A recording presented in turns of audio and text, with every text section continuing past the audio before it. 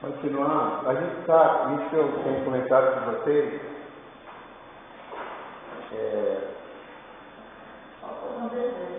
eu estava olhando aqui, são 20 páginas, tá, da apostila. Leia, vale a pena. Vale a pena. É muito interessante tudo que a gente vai... Porque assim, ó, vocês vão ver lá no final que tem a bibliografia do que foi tirado, de onde foi tirado. Isso aqui deu trabalho, mas o que não dá trabalho, né, fazer? E fui condensando, sincerando, buscando uma coisa aqui, outra lá, para poder completar isso aqui.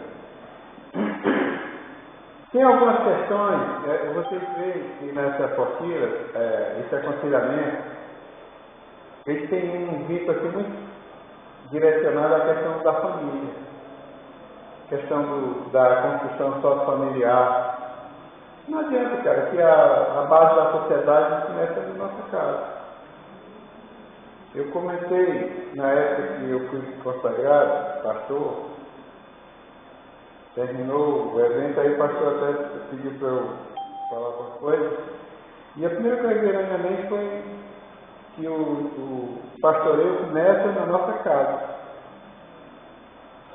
Pastoreio começa na nossa casa, na nossa família, dentro do nosso lar. E aí eu usei uma frase que eu não me lembro de quem é, não consegui descobrir, eu até procurei, mas não é minha. Essa frase diz assim, ó: se você não conseguir fazer da sua família, da sua casa, da sua família, dos seus familiares, uma pequena igreja, jamais você vai fazer da sua igreja uma grande família. Se você não conseguir fazer da sua família uma pequena igreja, jamais você vai fazer da sua igreja uma grande família. Então, o pastoreio, que cada um de nós, o pastor Carlos Paz, ele chama, ele diz que nós somos pastores leigos. Eu acho uma palavra meio grosseira, leigo, sabe? Porque leigo dá a impressão que o cara não sabe, né? Não conhece, não tem conhecimento tal. Mas é uma forma de assim, fazer uma referência à questão. De certa forma é até bom, porque quando a gente diz que a gente é leigo, é porque a gente quer aprender mais. Né? Eu sou leigo nesse assunto. Às vezes você tem um conhecimento básico, como o caso que nós estamos começando ali agora, da questão de desenvolvimento da ciência, do lado da eletrônica, né? Mas você é um pastor, você é uma pastora na sua casa. Você é um pastor na sua convivência, onde você estiver. Porque, o que é ser pastor? A palavra pastor, ela tem um significado assim, muito pertinente, claro, à Bíblia, né? A palavra pastor, na essência, significa ternura. Ternura. O que é ternura? Ternura é uma coisa pura, é amor, é paciência, é mansidão. Aí você pega e bota Gálatas 5:22 e você encontra essa resposta. Gálatas 5:22 são os nutrientes do fruto do Espírito, né? Amor, paz, alegria, tolerância, paciência, benignidade, que é um coração voltado a praticar o bem, mansidão, fidelidade, bondade, que é a pessoa ser generoso, e domínio próprio. São os 9 nutrientes do fruto do Espírito, né, que aquelas 5:22 falam. Isso é a essência do pastor, da ternura. E você, em casa, onde estiver, como pastor ou como pastora, leiga ou leigo, porque precisa aprender mais, eu olho por esse sentido, não pelo lado pejorativo, né? Você, em casa, onde estiver, como pastor ou como pastora, leiga ou leigo, porque precisa aprender mais, eu olho por esse sentido, não pelo lado pejorativo, né? Eu olho por esse sentido, não pelo lado pejorativo, né? Porque precisa aprender mais, eu olho por esse sentido, não pelo lado pejorativo, né? que nós sejamos sempre leigos, né? Que aí a gente está sempre querendo aprender mais, né? Mas ele fala, o pastor Carlos Paz, ele é lá de São José dos Campos, eu acho. O ministério dele, na época que eu vi sobre isso, ele é de São José dos Campos. E tinha uma estrutura lá atrás, que eles tinham congressos de igreja de propósito. Nós fizemos 2 congressos aqui de igreja de propósito. A igreja de propósito ela tem 5 bases para trabalhar. A nossa igreja até hoje trabalha com essas 5 bases. É a base da adoração, a base de discipulado, as bases de serviço, a base de missões e a base de comunhão. Tá? Pode perceber que isso envolve todos os ministérios da igreja. Vou repetir para vocês. Comunhão, adoração, discipulado, que é esse ministério de buscar conhecimento, né? Serviço, que é a área administrativa, né? E missões. A igreja batista era muito ligada a missões, né? Questão missionária. Então, eles falavam que todos nós somos pastores leigos.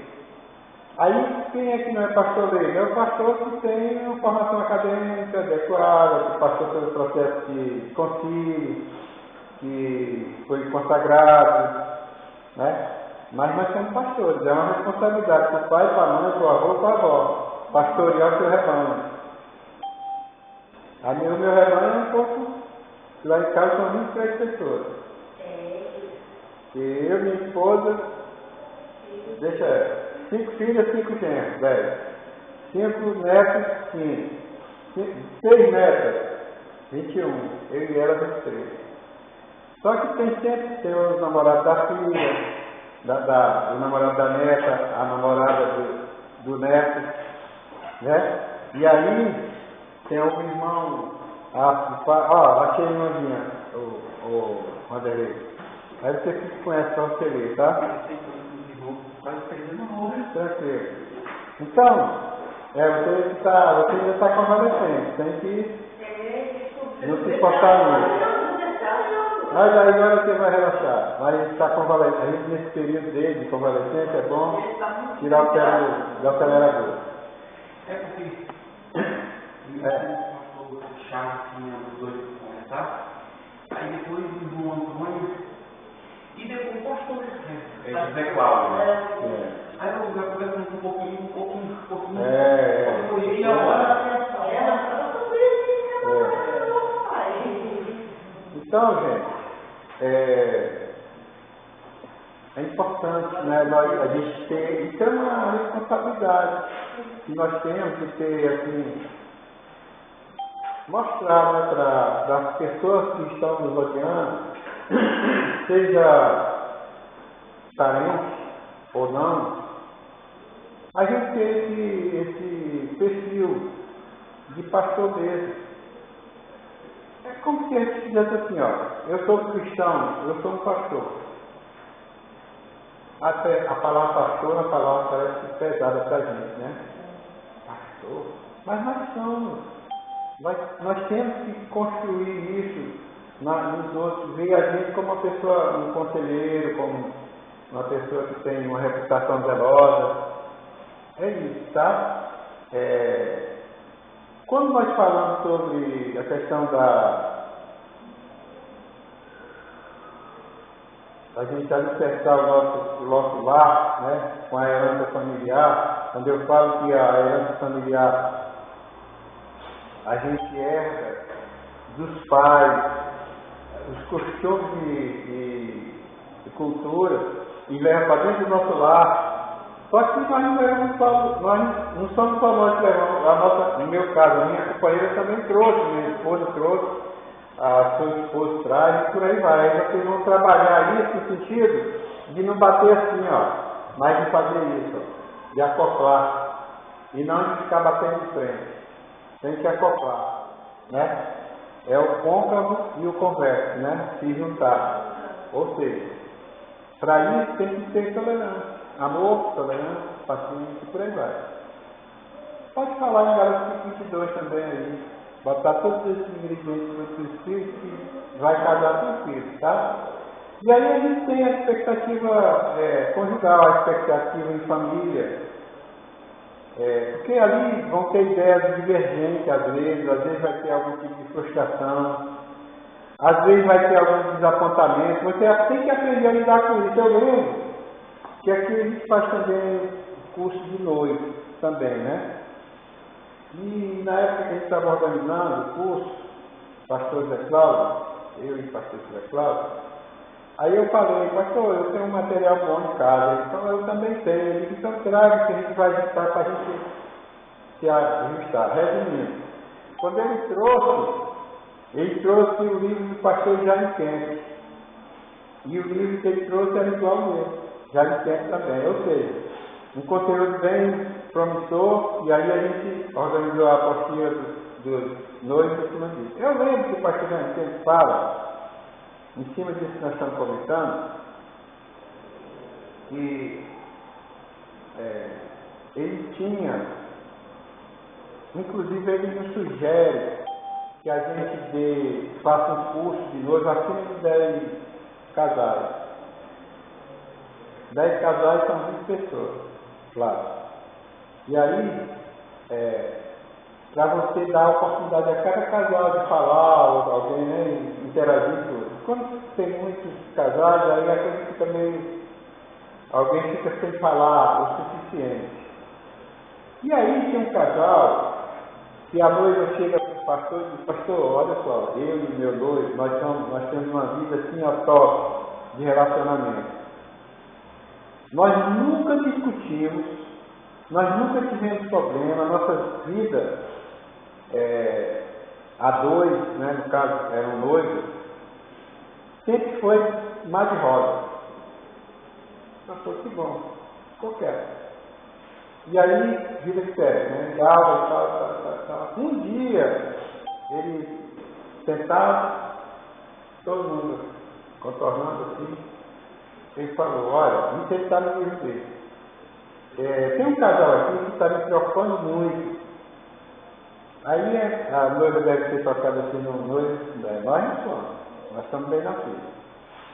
E aí ele vai dizer, olha, vocês dois aí me preocupam muito. É exatamente essa moça que tinha falado que não tinha problema nenhum. Aí, mas a gente aprender. Meu filho, olha só.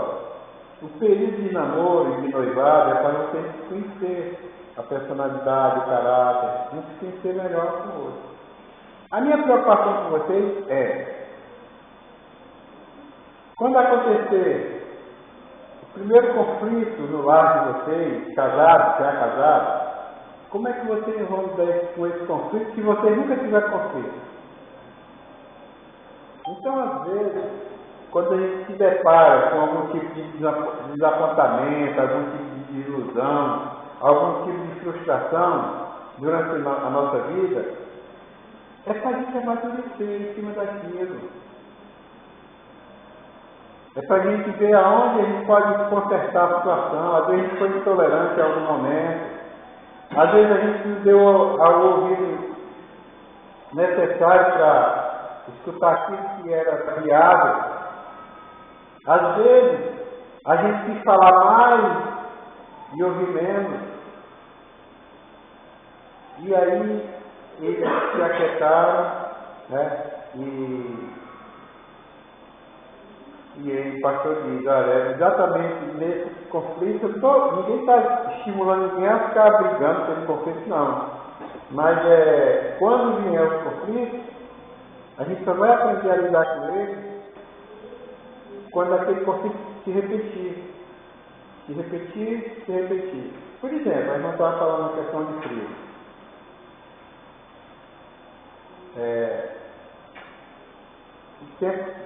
Agora a gente está lá dentro, o sol está legal, mas de noite ele esfria bem.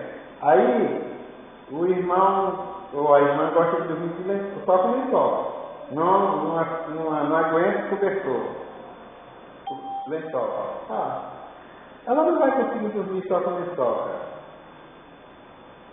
E ela só vai aprender a botar um cobertor se ela passar por esse desconforto de temperatura no corpo.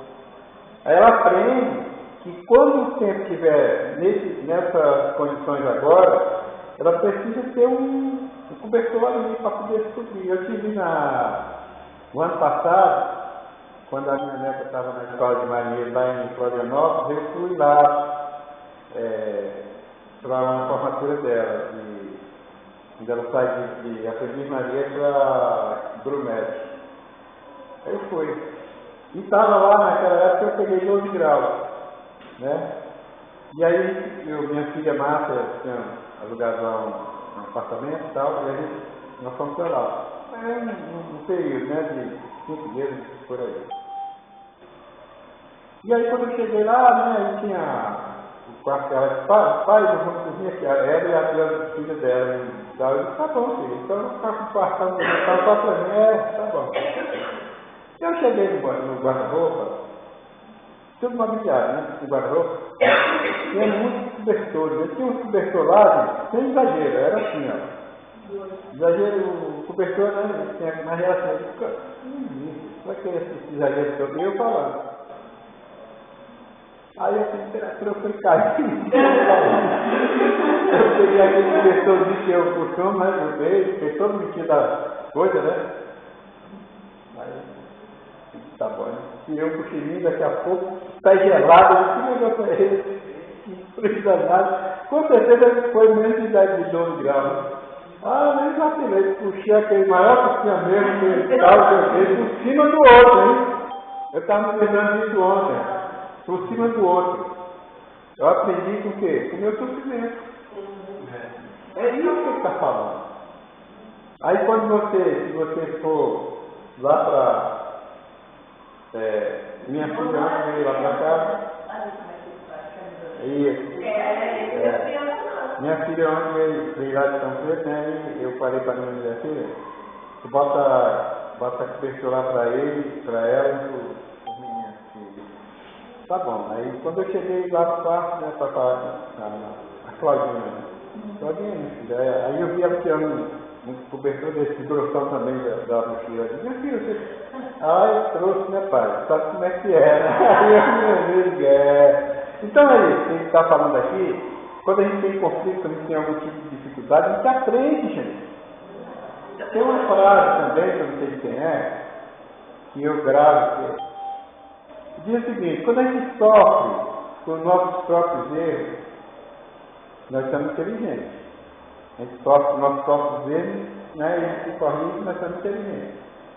Mas quando a gente sofre com os erros dos outros, a gente é sábio. Porque quando nós sofremos com os nossos próprios erros, nós sofremos, passando por aquele sofrimento. Mas quando a gente sofre com os erros, desculpa, eu vou repetir e consertar. Quando a gente aprende com os nossos próprios erros, a gente é sábio. Quando a gente aprende com os erros dos outros, a gente é sábio. Quando a gente aprende com os nossos próprios erros, nós somos inteligentes. A gente é sábio quando aprende com os erros dos outros. Por quê? Porque com os nossos erros nós sofremos. Mas com os erros dos outros a gente não sofre. Por isso que a gente é sábio. Né? E aí, às vezes, a gente já viajou para um lugar, já viajou para o outro, e eu sou suspeito para falar nisso, porque eu fui da Marinha, 32 anos, e de Porto Alegre a Manaus, eu já viajei várias vezes. Só para vocês terem ideia, em Manaus eu fui de navio 6 vezes, ou seja, eu fui 12 vezes em Belém, para entrar e sair, né? Fora as vezes que eu fui de avião para Manaus. De Porto Alegre a Manaus, os portos são Europa, Estados Unidos, Caribe, aquela do Caribe, África, do Sul, África viajou lá para o Oceano Índico, do Oceano Pacífico. Mas isso aí foi minha trajetória na época da Marinha que eu viajava. Então, é bom que a gente tem história para contar, né? Às vezes eu fico aqui sentado nos meus netos, e aí começa a fazer perguntas, eu contando e tal. E fora a filmagem, né? Porque tem uma filmagem que eu fiz que saí de San Diego, da Califórnia, até chegar aqui no Rio de Janeiro, uma fita só, essa de 2 horas. Tá registrado, muito bacana também, às vezes fico olhando, bate aquela saudadezinha e tudo. Mas foi um período que bate a saudade, entre aspas, né? Que eu sofri também.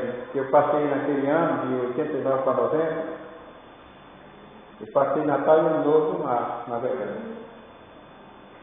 A gente sai do Oceano Pacífico para o Oceano Atlântico, a gente sobe e passa pelo canal do Panamá. O navio sobe a montanha e desce a montanha. Bacana pra caramba. Só vendo. Mas enfim, essas vivências, elas vão dando mais prudência a gente. A gente tem mais capacidade de orientar, de mostrar. Às vezes eu falo para as pessoas sem vangloriar. Eu digo, olha, você está conversando com uma pessoa que tem 70 anos, que não tem uma família que é só o pai, a mãe e um filho ou dois filhos. Não. É uma família grande. Quanto maior a família, mais desafio que a gente tem, né? E também já tem essa questão de ser viajado, de ter morado em lugar bem precário às vezes, né? Não porque queria morar em lugar precário, mas hoje eu entendo que era precário, mas que na época para mim era o meu palacete. Morei em casa de telhado de aranhã, quase batendo na cabeça com aquele piso vermelhão, dividindo parede com outra casinha do lado, enfim. Mas era o que eu podia pagar, né? E aí eu comecei com a minha esposa sobre isso, ela dizia assim, mas tem um detalhe no meio de tudo isso. Eu disse, mesmo, o que esse detalhe? Ela disse, nós nunca reclamamos. É outra coisa importante. E eu disse, realmente está certo. Eu falei assim, cara, como é que pode? Naquela época, a gente tinha um ventiladorzinho pequeno para nós quatro, eu era e mais as duas filhas. Uma casinha acertada que a gente andava até de lado para entrar no banheiro. Tudo de miudinho mesmo, 4 caras com no banheiro, tudo miudinho. E um ventilador de 40 graus com a telha de alimento batendo em cima da gente, como é que aguentava aquilo? Mas a gente não estava realmente. Então assim, filha, são fases da vida que a gente passa. E que se a gente for buscando cada vez mais as coisas de Deus, naquela época eu não era nem convertido nem ela. Mas a gente já entende, hoje, na época a gente entendia, que nós já éramos escolhidos no ventre da nossa mãe. Né? E que Deus tinha projetos para nós. Então, gente, é assim. Às vezes a gente está passando por uma fase difícil, mas a gente precisa perseverar na fé. Não pode desistir, até porque a Bíblia diz que Deus não se agrada em quem retrocede, em quem fica estagnado, em quem recua. Retroceder é recuar. Deus quer que a gente siga. A gente lembra de Deuteronômio 31, versículo 8. Deus está na frente de nós, conduzindo a nossa vida. Para a gente não ter medo e se espantar, porque Ele está conosco. Deus é o 9. Não te mandei eu, né? Esforça-se tendo ânimo, que eu estou contigo. Se esforçar, evitar e às vezes que a gente está ganhando, não está dando para comprar uma bicicleta, não está dando para comprar um carrinho. Calma. Mas Deus está te dando força nos pés para você caminhar. E tem muita gente andando aí no carro, porque não tem pé nem braço, nem para andar, seja pressa. Só pode se deslocar de carro. E você está podendo se deslocar com seus próprios pés. Em tudo dá graça. Tenha calma, tenha paciência. Na verdade, nós vamos chegar lá no céu de carro, nem de avião, essas coisas. Né? Nós vamos chegar lá com roupa de Cristo. Vai chegar lá de roupa de Cristo? Guarda-roupa cheio de roupa aqui, cheio de sapato, disso, não sei o quê, carro com 10 Ferrari e tal. O dia que morre, nem a roupa escolhe. E o carro que vai levar ele lá para enterrar não é Ferrari não. Então, meus irmãos, é isso, tá? Vamos continuar na expectativa de ter uma vida mais promissora, tá? Uma coisa também que a gente precisa para a gente ter uma vida harmoniosa é a gente ter algum tipo de atividade esportiva, atividade fisiológica, ter um lazer. O lazer ajuda muito em algum momento. Porque às vezes a gente fica tão focado em trabalho, em família, não sei o quê, mas não tira um tempo, você tem que tirar um tempo. Então, acontece comigo. Eu estou lendo um livro, estudando livro, preparando uma mensagem, preparando uma palestra, uma coisa. Aí, como a família é grande, sempre alguém dá uma ligadinha para umas coisas ou outras, tudo. Aí eu vou e digo, bom, agora é meu momento. Eu faço tudo. Eu boto no canal daquele de Amor à Natureza, ou então um esporte que não seja o meu time jogando. E eu sou vascaíno.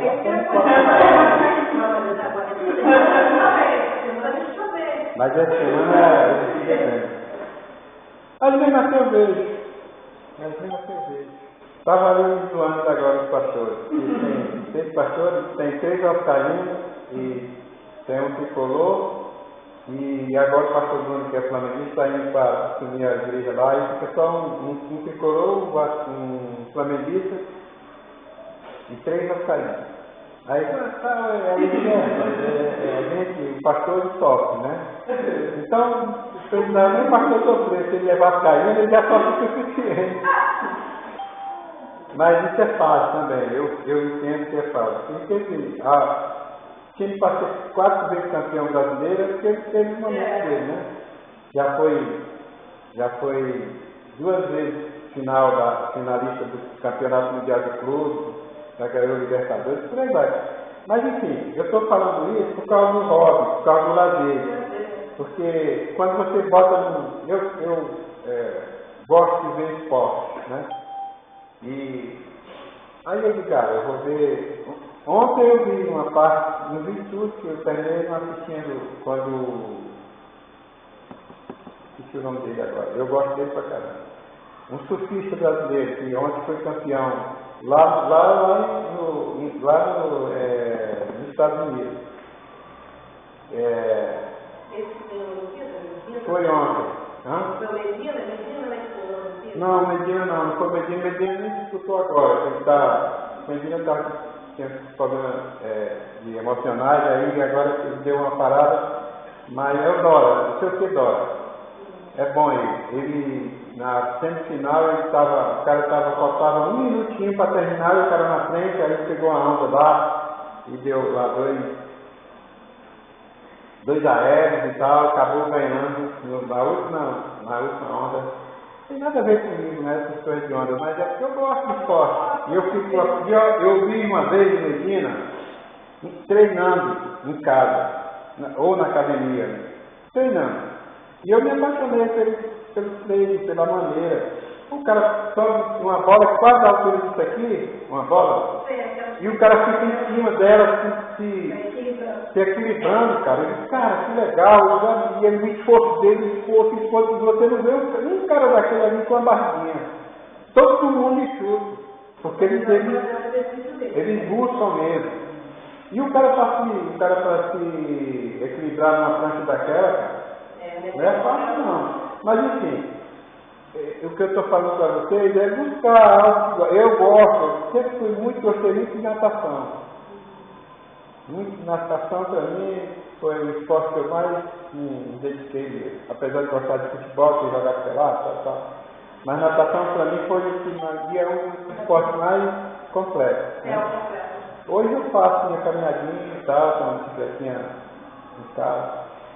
Somente lá só eu, com ela, com a minha esposa, a gente faz nossos caminhamentos. Mas essa questão de lazer é muito primordial para a nossa vida, tá? Porque tirar o tempo, eu falei desse lazer aqui, e eu coloquei uma coisa que eu nem sugiro muito, que aquilo ali você fica parado, vendo televisão, vendo coisa.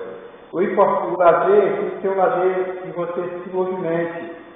Uma coisa que você gosta, faz a natação, né, uma hidroginástica, pedalar. Eu tenho meu irmão biológico e ele todo dia pedala. Bota aquela roupa dele e tal, bora lá em Fortaleza, ele fala. E lá onde ele mora tem um condomínio, aí ele vai fazer uma pedalada dele e aquilo é todo dia ele faz. A gente tem que, senão, se resumir esse lazer a ficar deitado vendo televisão. Aí é perigoso, tá? Mas é importante para a nossa vida no todo. Agora eu estou querendo de agora, na academia. Eu fui ficar na televisão, não sabe esse cara. Às vezes eu faço uma coisa para mim ficar sedentário. E a gente, quando pratica um esporte qualquer que seja, que tem uma atividade, a gente sente falta. Quando terminar esse curso aqui, vocês vão sentir falta das aulas, porque vocês estão condicionados. Então é importante, tá? Essa questão do lazer, ver se vocês buscam essa prática que ajuda. Gente, não é a coisa que tem fé. Ajuda. Gente, uma coisa boa de lazer, que é uma coisa que não custa nada, se puder, se afastar assim, do lugar que tem plantas, árvores, mar, coisa, e ficar contemplando. Aí a gente chama a glória de Deus, né? Contemplando a natureza. Isso ajuda porque vai dando uma quietude na nossa mente. Né? É bom. Por isso que eu falei para vocês, todos tem um canal na televisão chamado Amor pela Natureza, né? Natural Law, né? E você vê aquele canal, cara, é muito bacana, muitas imagens, né? Outra coisa, aqui no YouTube, se você quiser, eu faço muito isso com as pessoas. Você botar imagens de rios, de cachoeiras, a água fluindo. Eu quero dormir e não consigo. Vai lá e pede no YouTube música relaxante, por exemplo. Com chuva, com cachoeira, com coisa. E você fica ouvindo o barulho da água. Tem uma coisa mais agradável, é a natureza. Né? Ouvir canto de pássaro, que coisa maravilhosa. Né? Só que nesse tipo de situação é relaxamento. Você não está em atividade. E o que nós acabamos de falar, é atividade. Né? Lazer no sentido de você sair para outro ambiente, para outros lados, né? E aí vai. Outra coisa também importante na questão do aconselhamento é a questão da comunicação, como o irmão ali falou na hora de um dos ingredientes para ter a comunicação. É importante um material aqui muito legal que fala sobre os níveis de comunicação e hoje em dia é uma coisa terrível. Uma coisa que, sinceramente, é muito difícil. Você está no quarto, ou na sala, está na sala. Aí quer beber um refresco, um suco. E sua esposa, a esposa acabou de fazer o suco e já está na geladeira. Aí você vai e bota uma mensagem para ela que está lá no quarto. Oi, filha, por favor, quando fala assim, né, por gentileza, traz o suco agora. E aí daqui a pouco. Cara, é uma questão assim. E a gente tem visto isso. O filho está lá em cima no terraço, no quarto, vai estar embaixo, aí, pai, tem como me prestar R$20? Eu queria dizer. Tipo assim, cara, aí eles usam isso aqui para comunicar. Está errado? Não está, porque isso aqui é um meio de comunicação. Mas tem coisas que não tem lógica, gente. Você está dentro do carro do lado da pessoa. Sabe? O cara não quer sair do apogeu da carne, de ficar deitado ali no sofá ou na rede. No caso meu é rede, que eu gosto de botar rede mesmo lá na casa, na sala. E aí, claro que tem coisas que se a pessoa tiver com algum problema fisiológico, com alguma. Está doente, está em recuperação, em repouso, é diferente.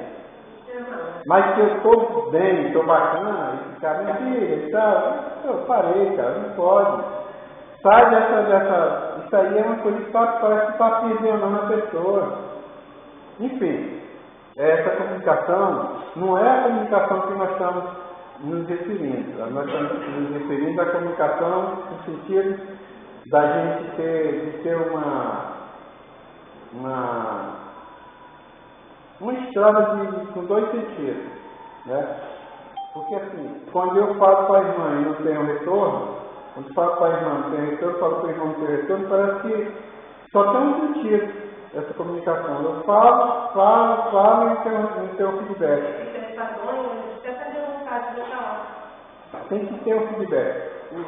Uma vez um pastor pregando aí, ele falou, rapaz, eu fiquei tão chateado no dia desse, o que eu... Isso na pregação. Eu falei, a minha sogra, a minha sogra ligou para mim, soltando o vídeo. Tirando tipo a metralhadora mesmo, foi o povo dele. Aí, quando ele foi falar para dar uma justificativa, ela só desligou o telefone. Não teve comunicação? Não teve. A comunicação tem que ser uma vez de mão dupla. Né? Você fala, o outro escuta, assimila e depois dá o retorno. É por aí. Então a comunicação, ela tem, quando é uma comunicação completa, é assim, tem comunicação, tem completa, como o caso dessa história aqui. Jogou tudo pro alto, depois desligou. Continua e o outro ficou sem entender. Os dois ficaram em dúvida do que iria acontecer depois.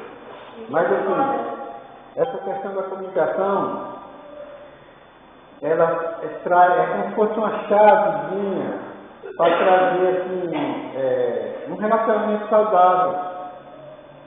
Quando ela é bem feita, claro, né? Quando ela vira uma dupla.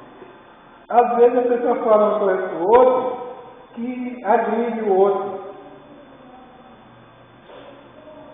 Poxa, olha só, o que eu vou dar agora. Tem 2 garrafas de café. Aí eu chego, eu vou dar um exemplo assim que não aconteceu, mas é só um exemplo. Eu chego, pego a garrafa de café primeira e boto o café na xícara. Então, quando eu tomo, o café está frio, gelado. Aí eu vou lá para a minha esposa, para quem me veio para dentro, para o cara, e digo, poxa, esse café está frio, muito frio, cara. E volto e não dou retorno, não escuto nada. Se eu escutar o outro vai dizer, pode dizer assim, olha, qual foi a garrafa que o senhor pegou? Ele disse, foi a branca, ele foi aquele café ali, é de ontem. O café de hoje é da garrafa preta. Aí eu vou lá e tomo o café que eu quero. Porque houve uma comunicação perfeita, completa. Agora, isso acontece. Por que esse cara está fazendo ali? Aí, né, é outra história. Mas aí não é o caso. Não é o caso. O fato é que o cara fez o café, botou ali e está na garrafa dele. Às vezes, essa garrafa branca não tem café, às vezes é um mescal, ou é parecido e tal, né? E o cara, eu fui tomar café, tomei mescal, eu disse que o mescal é na garrafa branca, o café é na garrafa preta. Ah, tá. Então, quando há uma comunicação completa, a probabilidade de haver um entendimento é bem grande, né? De ter um relacionamento saudável, né? É bem legal a gente ter esse tipo de retorno, né? E aí tem um nível de comunicação, aquele no português de vocês vai começar pelo nível 4, depois por 3, depois por 2, depois o nível 1. O nível 1 é esse nível total que nós estamos falando agora, que é uma comunicação completa. Mas começa pelo nível bem difícil, que é o nível superficial. Tipo assim, eu vou para a irmã assim, hoje vai chover, não vai? Não sei. Talvez. Morreu. Fica nesse papo aí, vida que segue. O nível 3 no caso, né? Também é uma comunicação bem limitada, sabe? Onde a gente, às vezes, reporta para nós o que alguém falou para nós. Aí eu digo, olha, eu vi aqui na televisão de tempo que eu já escrevi. Alguém disse, aí o outro diz, vamos ver, e fica por isso. Aí o nível 2, aí sim, filho, olha só, esse vento é vento do sudoeste. Sabia que vento do sudoeste ele da chuva? É mesmo, né? E quando não é sudoeste, como é que é? Aí começa a interação. Por quê? Porque ele está expondo a experiência dele. É diferente. O primeiro foi bem superficial. O segundo, ele botou aquilo que falaram para ele. E agora ele está falando uma coisa da experiência dele. Aí sim, aí gera uma comunicação, um diálogo, né, mais direto. O nível 1 é essa comunicação total, né? Baseada na honestidade, na abertura completa. E depois eu ia tomar café e tomei depois de chocolate, né? Porque você tomou uma da cafeteira branca, pega da verde, da preta, que é. Tá. Quer dizer, aí se completa, aí é como se a gente ficar satisfeito com aquilo que nós recebemos de feedback, de retorno, né?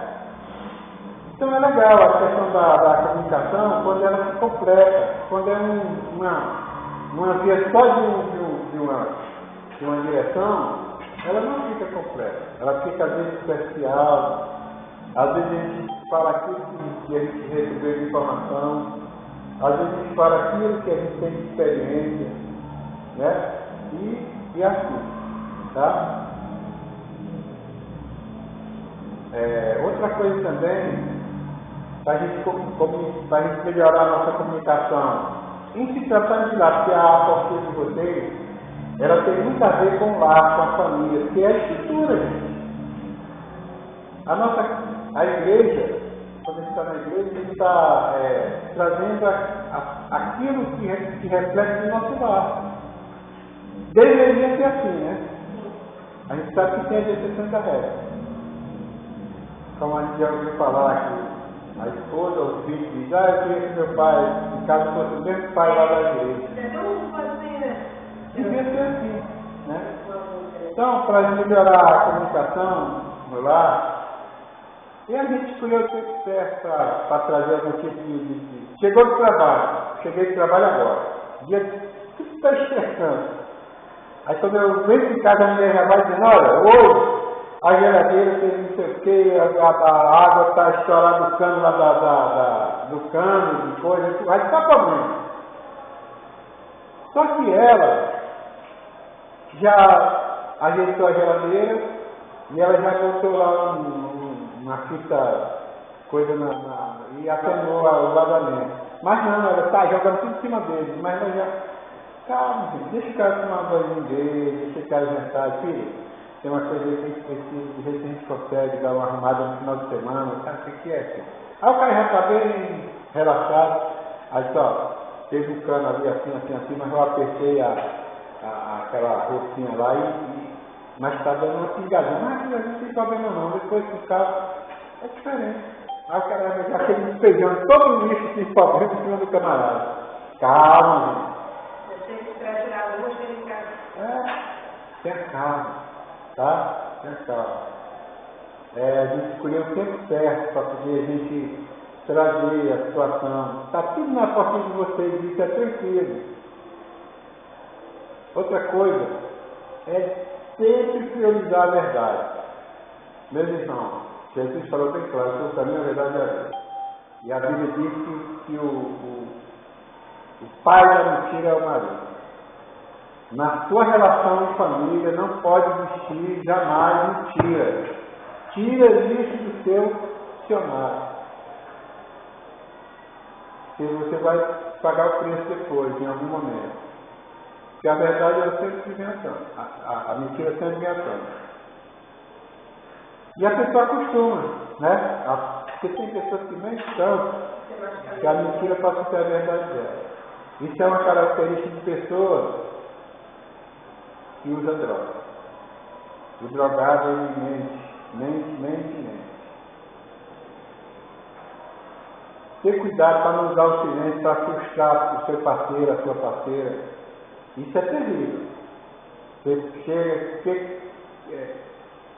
por que você fez isso? Aí o cara diz, não sei, fica por isso mesmo. Quer dizer, corta o silêncio. Por que não abre o jogo? Por que não...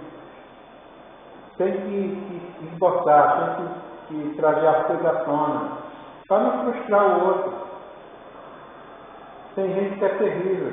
Isso significa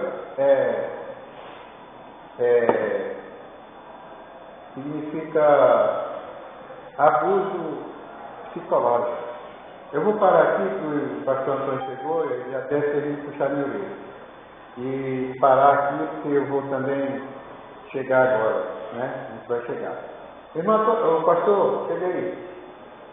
Pois bem, faltou alguns aí, né? Faltaram, né? Faltaram alguns. Era algumas pessoas, mas está na bênção. Eu passei uma apostila de aconselhamento para o menino, para o Vanderlei, tá? E foi bem. Eu vou morar para a gente ir, porque nessas alturas o João já está terminando o curso, né? O João já deve estar me esperando lá embaixo. Vou orar então, tá? Para a gente encerrar. Jesus, a honra é tua, a glória é tua. Obrigado, Pai, pelos teus filhos que estão aqui. Continua conosco, Pai, dando para cada um de nós mais essa sede, Pai, de aprender mais de ti. Nos leve, Pai, na tua santa paz. Em nome do Pai, do Filho e do Espírito Santo. Amém. Glória a Deus. Tá?